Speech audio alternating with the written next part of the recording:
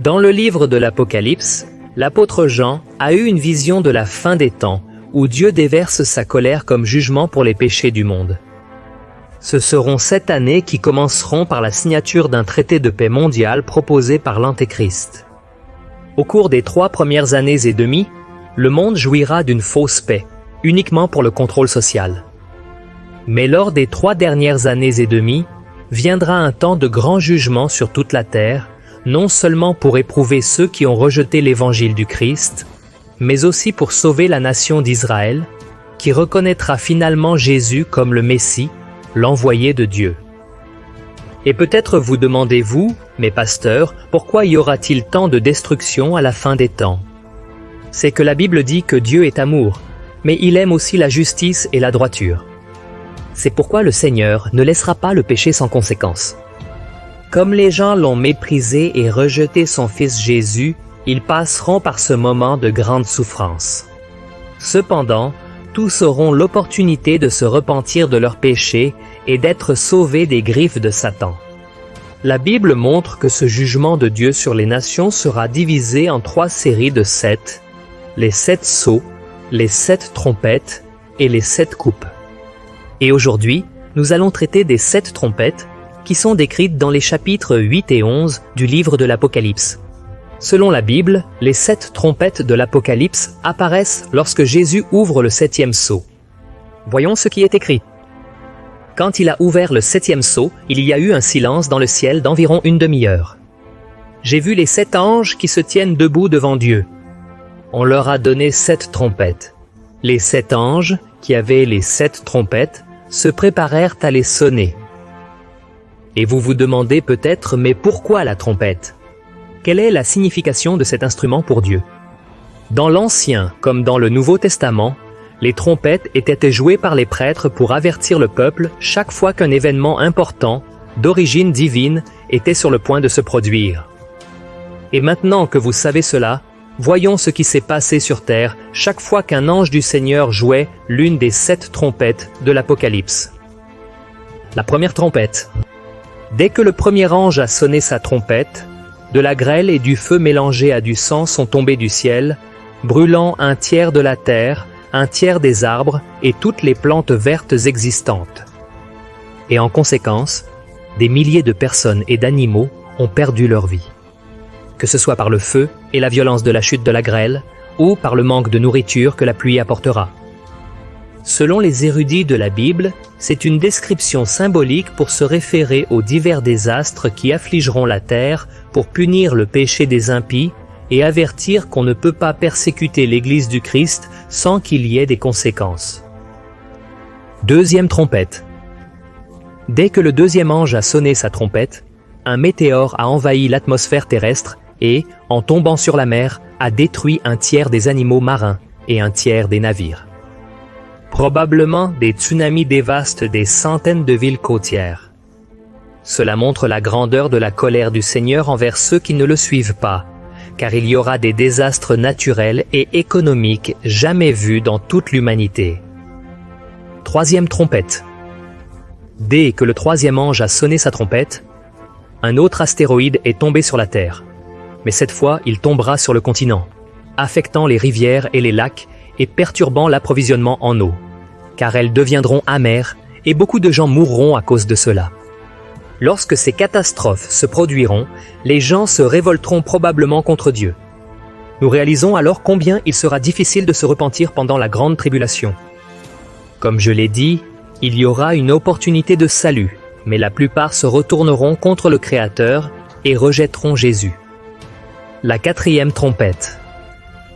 Lorsque le 4e ange a sonné sa trompette, un tiers du soleil, de la lune et des étoiles ont été frappés par Dieu, de sorte qu'une partie du jour et de la nuit soit complètement obscurcie. En plus de laisser une partie de la terre dans l'obscurité, nous pouvons déduire que la température moyenne de l'air diminuera, les plantations et les cultures se dessécheront et la famine tuera des personnes partout. Avec tout cela, Dieu prouve une fois de plus qu'il a le pouvoir sur toute chose et que seuls ceux qui se rendent à lui seront sauvés de son jugement. La 5e trompette.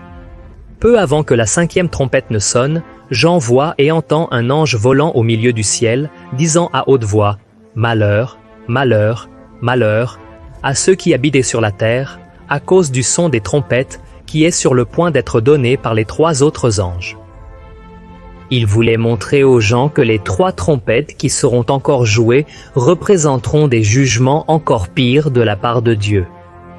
Et quand l'ange sonne la 5e trompette, Jean voit une étoile qui était tombée du ciel. Cette chute est liée à la chute de Satan, lorsque Jésus a dit qu'il l'avait vu tomber du ciel comme un éclair. Cela signifie que Satan et ses démons sont des anges déchus, qui sont sur terre et qui ont la permission d'attaquer les gens avec leurs œuvres maléfiques. Après cette chute, la Bible dit qu'un abîme a été ouvert et que des sauterelles en sont sorties, qui ont envahi la terre pour persécuter et causer d'énormes dommages aux êtres humains pendant 5 mois, les laissant si affligés qu'ils cherchent la mort pour soulager leurs souffrances, mais ils ne la trouveront pas, car même la mort ne peut les libérer de ce tourment. Ces sauterelles n'ont touché que les impies, qui n'avaient pas le sceau de Dieu sur le front. La 6e trompette. Après le son de la 6e trompette, 4 anges déchus qui étaient emprisonnés dans le fleuve Euphrate ont été libérés afin de diriger un grand nombre de troupes dans la bataille pour tuer 1/3 de l'humanité. Ils montent à cheval et portent des cuirasses rouges, bleues et jaunes, symbolisant les fléaux qu'ils infligent à l'humanité, le feu, la fumée et le soufre. C'est l'armée de 200 millions de soldats qui traverseront le fleuve Euphrate pour tenter de détruire Israël dans la vallée d'Armageddon. 7e trompette. Dès que la dernière trompette a été jouée par l'ange, des voix dans le ciel ont commencé à chanter « Le royaume du monde est devenu celui de notre Seigneur et de son Christ, et il régnera pour toujours. » Alors, les 24 anciens qui étaient assis sur leur trône, devant Dieu, se prosternèrent et adorèrent le Seigneur. Pendant ce temps, les personnes qui sont mortes à cause de la parole de Dieu recevront leur récompense, tandis que leurs persécuteurs seront détruits. Et après cela, le sanctuaire de Dieu a été ouvert dans le ciel, et l'arche de l'Alliance a été vue là-bas. Il y aura beaucoup d'éclairs et de tonnerres, et les gens dans le ciel se réjouiront beaucoup en sachant que Jésus vaincra bientôt Satan et mettra fin au mal sur terre, établissant son royaume éternel. Il n'y a plus maintenant de temps pour le repentir, et les méchants ne pourront pas échapper à la colère de Dieu, qui commencera à verser les 7 coupes de l'Apocalypse sur eux.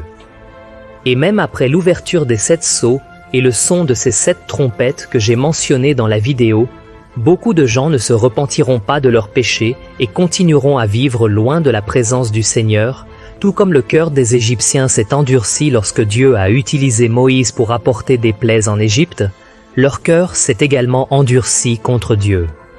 Alors mon frère, si tu n'as pas encore donné ta vie à Jésus, ne remets pas cela à plus tard. Le temps de tout cela se rapproche de plus en plus et vous n'avez pas besoin de passer par toutes ces afflictions qui viendront. Il suffit que vous reconnaissiez Jésus comme votre Seigneur et Sauveur et que vous obéissiez à sa parole. Amen.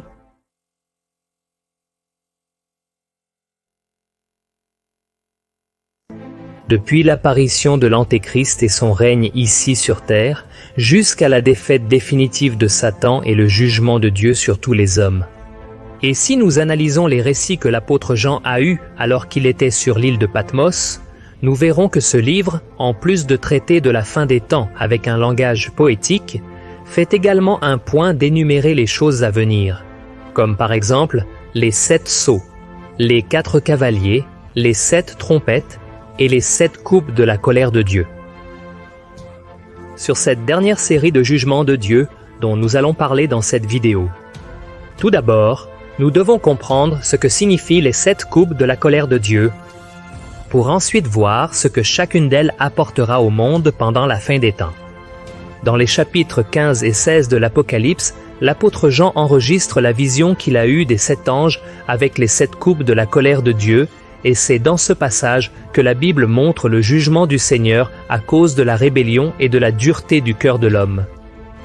Avant les 7 coupes de sa colère, Dieu a toujours versé son jugement sur les pécheurs, les avertissant de leurs erreurs et montrant qu'il était encore temps pour eux de se repentir, comme cela se produit lorsque les anges sonnent les 7 trompettes. Cependant, lorsque ces avertissements sont ignorés, alors le Seigneur commence à verser les coupes de sa colère. Et quelque chose qui suscite beaucoup de doutes chez les gens concerne les 7 trompettes et les 7 coupes. Fondamentalement, la différence entre elles est que les trompettes préviennent que Dieu déversera le jugement final. Et les coupes sont l'accomplissement de cela. Par exemple, dans les trompettes, la destruction touchera un tiers de la terre, de la mer, des rivières, du soleil et des hommes. Déjà dans les coupes, la destruction touchera tout et tout le monde. Et au début du chapitre, l'apôtre Jean décrit le moment où il a vu l'ange tenant les coupes avec les 7 fléaux de Dieu qui compléteront sa colère sur la terre. Ensuite, il mentionne une sorte de mer de verre, d'où tous ceux qui ne se sont pas inclinés devant l'Antéchrist et sont restés fidèles au Seigneur chanteront des louanges au Créateur. Ceux-ci sont protégés de ce qui se passera lors du versement des 7 coupes. Ces personnes qui ont vaincu la bête, son image et le nombre de son nom, adoreront Dieu avec le chant de Moïse et celui de l'agneau. Ce chant de Moïse est une référence au chant cité dans le chapitre 15 du livre de l'Exode, qui parle de la libération du peuple d'Israël de l'Égypte en traversant la mer Rouge. Le chant de l'agneau est une référence à l'œuvre de Christ sur la croix, c'est-à-dire sa souffrance et sa victoire. Voyons à quoi ressemblera cette chanson. Grandes et merveilleuses sont tes œuvres, Seigneur Dieu Tout-Puissant. Justes et vrais sont tes chemins, ô Roi des nations. Qui ne te craindra pas, ô Seigneur, qui ne glorifiera pas ton nom, car tu es le seul saint, toutes les nations viendront en ta présence et t'adoreront, car tes actes de justice sont devenus manifestes. Cela montre que tout comme les Israélites ont été libérés de l'esclavage de l'Égypte, les saints seront libérés de l'oppression de ce monde pécheur qui est puni par les fléaux envoyés par Dieu. Et ce chant est très important pour comprendre pourquoi le jugement aura lieu. Notez qu'il chante « Justes et vrais sont tes chemins ». Cela signifie que rien de ce qui se passera à partir de là ne sera injuste. Toute la colère de Dieu qui sera déversée dans les 7 coupes est correcte et reflètera la justice du Seigneur. Et dans la suite du chant, nous voyons une question très intéressante. Qui ne te craindra pas, ô Seigneur? Qui ne glorifiera pas ton nom? En d'autres termes, y a-t-il quelqu'un d'assez fou pour ne pas craindre son saint nom, même face à toute la grandeur et la puissance de Dieu? Vous découvrirez la réponse dans cette vidéo. Et comme dans tout livre de l'Apocalypse, ce passage contient de nombreuses références à des textes de l'Ancien Testament. En plus du chant de Moïse, les coupes elles-mêmes ressemblent beaucoup à certaines des plaies qui ont frappé l'Égypte dans le passé. Un exemple de cela est lorsque l'apôtre Jean voit le sanctuaire du ciel s'ouvrir.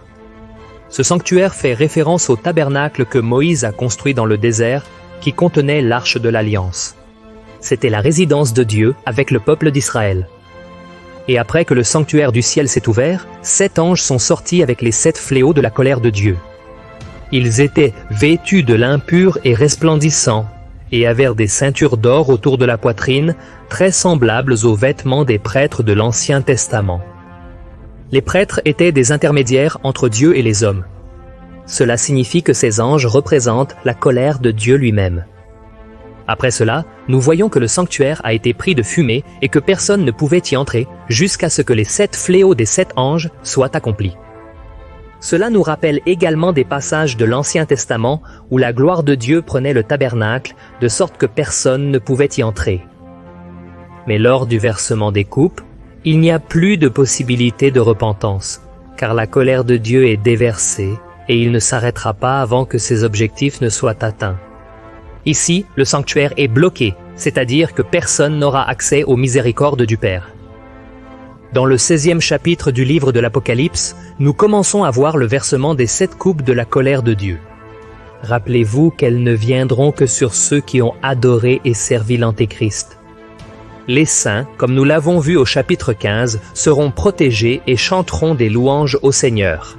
tandis que l'Église du Christ sera à ses côtés, au ciel, attendant avec impatience son retour sur terre, où il établira son gouvernement de 1000 ans. Alors allons-y, découvrons les 7 coupes. La première coupe, l'apôtre Jean a écrit « Il a alors entendu une voix forte venant du sanctuaire, disant aux 7 anges, « Versez sur la terre les 7 coupes de la colère de Dieu. » Le premier ange est allé et a versé sa coupe sur la terre, et des plaies malignes et douloureuses se sont ouvertes sur ceux qui avaient la marque de la bête et adoraient son image. La première coupe sera versée sur la terre, et tous ceux qui auront la marque de la bête et donneront leur vie à l'Antéchrist seront punis par des plaies très douloureuses qui seront incapables d'être guéries. Ici, Jean décrit la douleur de l'affliction de l'homme sans Dieu, ce qui est quelque chose de terrible et douloureux. La deuxième coupe est écrite. Le deuxième ange a versé sa coupe sur la mer, et celle-ci s'est transformée en sang comme celui d'un mort, et toutes les créatures vivant dans la mer sont mortes. La deuxième coupe sera versée sur la mer, et la mer s'est transformée en sang, et tout être vivant qui s'y trouvait est mort. Si dans les trompettes, seulement 1/3 de la mer a été touchée, ici la mer est complètement touchée. Cela montre la destruction de la nature face au jugement et à la grandeur de Dieu. La troisième coupe.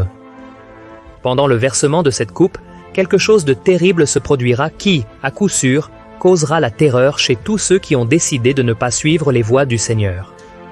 Voyez ce qui est écrit. Le troisième ange a versé sa coupe sur les rivières et les sources d'eau, et elles se sont transformées en sang.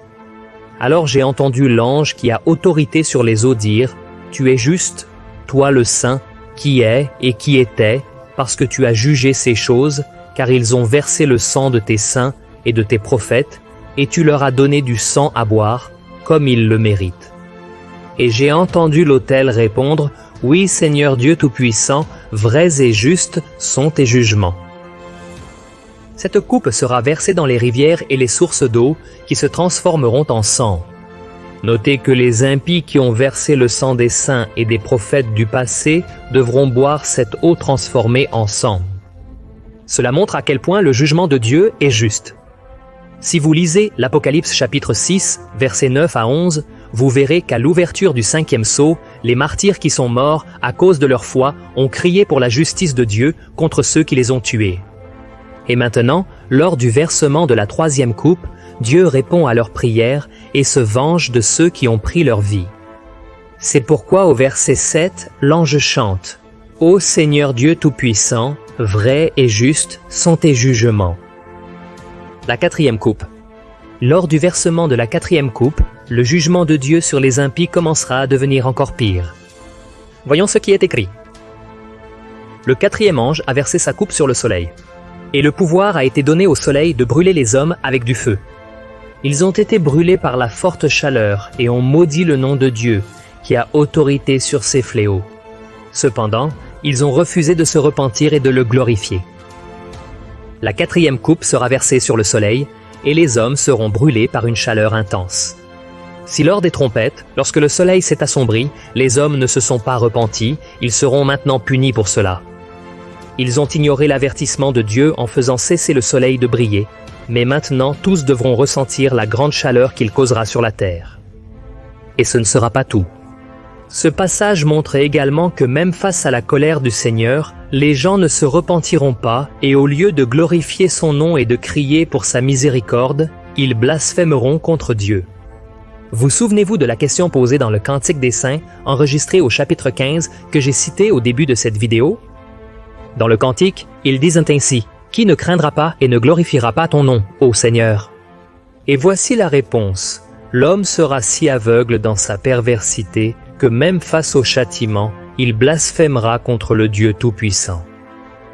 La 5e coupe, déjà la 5e coupe de la colère de Dieu, sera versée directement contre Satan. Voyons ce qui est écrit. Le 5e ange a versé sa coupe sur le trône de la bête, dont le royaume est devenu ténébreux. Dans leur agonie, les hommes se mordaient la langue et blasphémaient contre le Dieu du ciel à cause de leur douleur et de leurs plaies. Cependant, ils ont refusé de se repentir des œuvres qu'ils avaient pratiquées.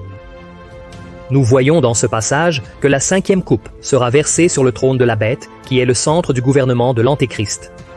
Lorsque la soif de pouvoir de la bête sera attaquée, l'humanité s'effondrera et les gens désespéreront. Elles se sentiront abandonnées, car le leader qu'elles admiraient tant sera humilié par le Seigneur. Cependant, une fois de plus, les adeptes de la bête blasphémeront contre Dieu au lieu de se repentir de leurs œuvres maléfiques. Ils se mordront la langue de douleur, mais trouveront la force de déclarer qu'ils sont ennemis de Dieu. La 6e coupe. Le versement de la 6e coupe de la colère de Dieu décrit l'Armageddon, qui se produira lorsque les forces maléfiques du monde entier s'uniront pour tenter de vaincre Israël. Regardez ce qui est écrit. Le 6e ange a versé sa coupe sur le grand fleuve Euphrate, et ses eaux se sont asséchées pour préparer le chemin au roi venant de l'Est. Alors j'ai vu sortir de la bouche du dragon, de la bouche de la bête et de la bouche du faux prophète 3 esprits impurs semblables à ants. Ce sont des esprits de démons qui réalisent des signes miraculeux. Ils vont au roi de tout le monde afin de les rassembler pour la bataille du grand jour du Dieu Tout-Puissant. Voici, je viens comme un voleur. Heureux celui qui reste vigilant et conserve ses vêtements, afin qu'il ne marche pas nu et qu'on ne voit pas sa honte. Alors les 3 esprits les ont rassemblés à l'endroit qui, en hébreu, est appelé Armageddon. La signification du mot Armageddon est « montagne de Megiddo », qui se trouve dans la région d'Israël, et c'est à cet endroit que se déroulera la bataille finale entre Jésus et Satan. La Bible raconte que de la bouche du dragon, de la bouche de la bête et de la bouche du faux prophète sortiront 3 esprits impurs semblables à des grenouilles. Ce sont des démons qui feront en sorte que tous les dirigeants de la terre rassemblent leurs armées pour affronter les Juifs à Jérusalem. Cette guerre aura pour but de détruire le peuple juif et ainsi empêcher le retour du Christ. C'est le moment final de la grande tribulation où la Bible dit que si les jours n'étaient pas abrégés, le peuple de Dieu ne supporterait pas. C'est le moment où Christ apparaîtra comme un voleur dans la nuit pour délivrer son peuple et détruire l'Antéchrist avec le souffle de sa bouche. Et une chose intéressante à propos de cette coupe de la colère de Dieu, c'est qu'elle rappelle un passage de l'Ancien Testament qui se trouve dans les chapitres 4 et 5 du livre des Juges. Selon la Bible, le peuple d'Israël souffrait énormément, étant opprimé par le roi Jabin. Les Israélites ne pouvaient absolument rien faire, sauf se cacher de peur, car la puissance de cette armée était dévastatrice. Alors Dieu, par l'intermédiaire de Déborah, prévient qu'il livrerait les ennemis entre les mains du peuple d'Israël. Cette bataille a également eu lieu à Megiddo, le même endroit où la 6e coupe a été versée, et l'ennemi a également été vaincu par le Seigneur lui-même, tout comme cela se produira lorsque le Christ vaincra l'Antéchrist avec le souffle de sa bouche. La 7e coupe. La dernière coupe est la description détaillée de la scène la plus terrifiante de l'histoire de l'humanité, également connue sous le nom de jugement dernier. Voyez ce que la Bible dit. Le 7e ange a versé sa coupe dans l'air, et du sanctuaire est sortie une voix forte venant du trône, disant « C'est fait ». Il y a eu alors des éclairs, des voix, des tonnerres, et un fort tremblement de terre. Jamais il n'y avait eu un tremblement de terre aussi fort que celui-ci depuis que l'homme existe sur la terre. La grande ville a été fractionnée en 3 parties, et les villes des nations se sont effondrées. Dieu s'est souvenu de la grande Babylone et lui a donné la coupe du vin de la fureur de sa colère. Toutes les îles ont fui et les montagnes ont disparu. Sont tombées sur les hommes venant du ciel d'énormes pierres de grêle pesant environ 35 kilos chacune. Ils ont blasphémé contre Dieu à cause de la grêle, car le fléau était terrible. Jean a entendu une voix sortant du sanctuaire disant « C'est fait ». C'était la voix de Dieu lui-même, annonçant que le moment était venu où sa colère sur la terre allait prendre fin.